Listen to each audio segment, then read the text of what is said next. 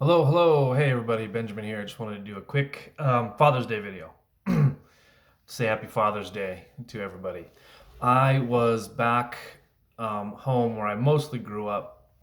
About 2 weeks ago, maybe, with my son. Had a good time, and we stopped and visited some friends. And I've known these people for most of my life. Um, and when I was young, I officiated a lot of weddings, and I was also in a lot of weddings. I was best man for. I can't tell how many weddings. I was a groomsman. I can't tell how many weddings. I performed. I don't know how many weddings. I lost count. I'm very pro marriage, and I'm very pro people finding each other and getting married and starting families and such. I always have been. Um, and I was sitting around with these families the other day. Again, I've known these people forever, and they have something seems rare. The demographics in a small town where I'm from are a bit different than they are like up here. Um,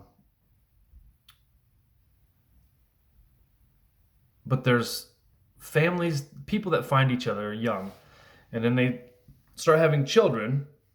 And now these people that are my age or even a little bit younger, their kids are already off leaving to college and stuff like that. I had a kid pretty late.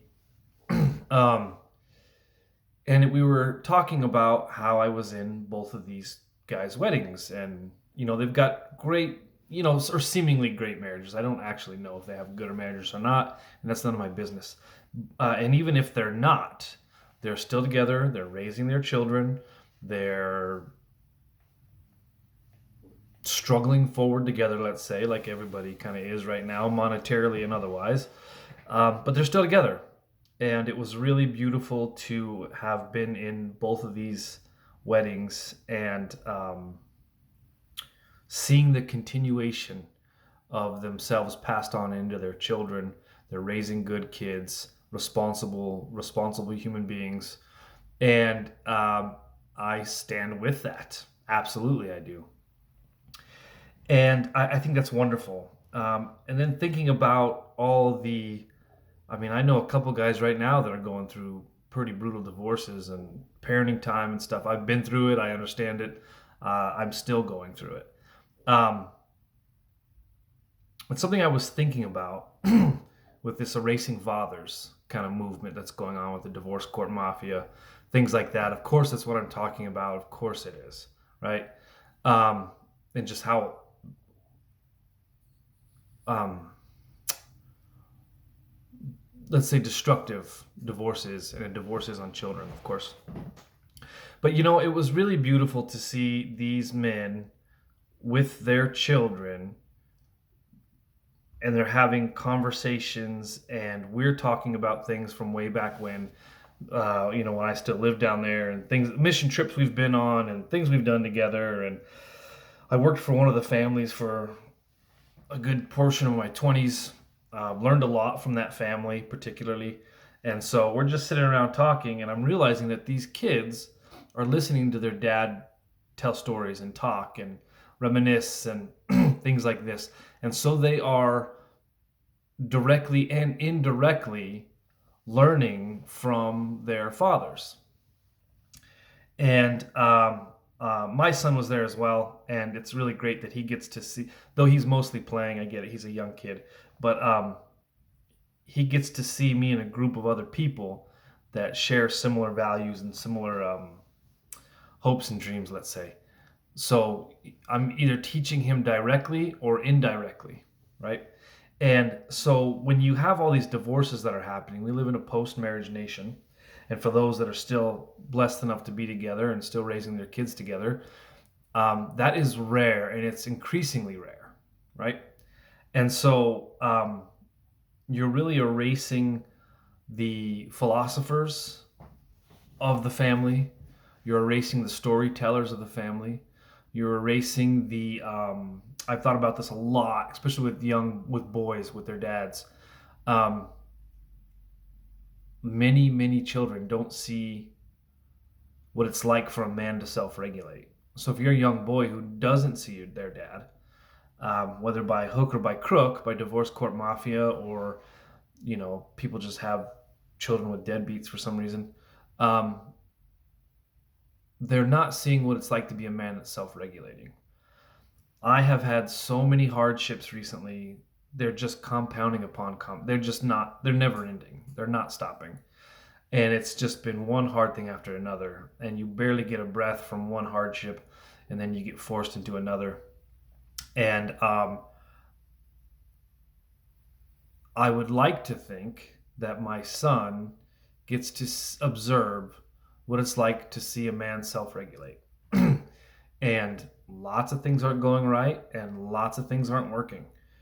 Um, but the part of the goal, I think you have to think this way, is that my child or children get to see me regulate my emotions, and see what grit looks like, and see what um,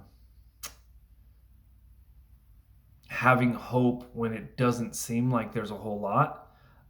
You get to model that for your kids, and that's a real gem. I mean, that's a real gem.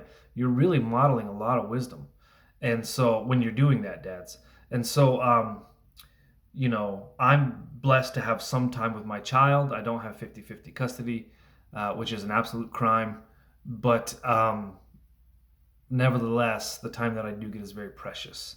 And so again, going back to when you're erasing dads out of divorce court mafia and things like that, incentivized divorce, all these things, child support, alimony, where a dad can't hardly take care of himself because he has to pay so much money to someone who doesn't want to be with him anymore. But you're still self-regulating, and you're showing your child what it is to self-regulate, and you're still moving forward. So those are good things. Those are good things. God bless the dads that are still in their first marriages, and they're raising a lineage, and they're raising a line. They have a common through line with their spouse. God bless us all with something like that, right? That'd be amazing. But for those of us that don't have that, and that's the majority of us now, we're single dads or we're stepdads, things like that. But nevertheless,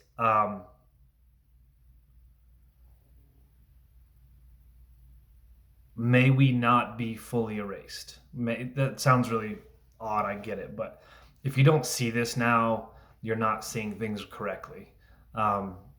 You're more likely to raise somebody else's children, another man's kids, now than your own. And if you don't see that, then thank God you don't have to see it, right? But that's normal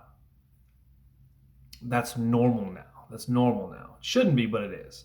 So, whether you're a father that gets to be the philosopher, the storyteller, the teacher, the king, warrior, in front of your own children, or you're doing that in front of somebody else's child, meaning mixed, blended family.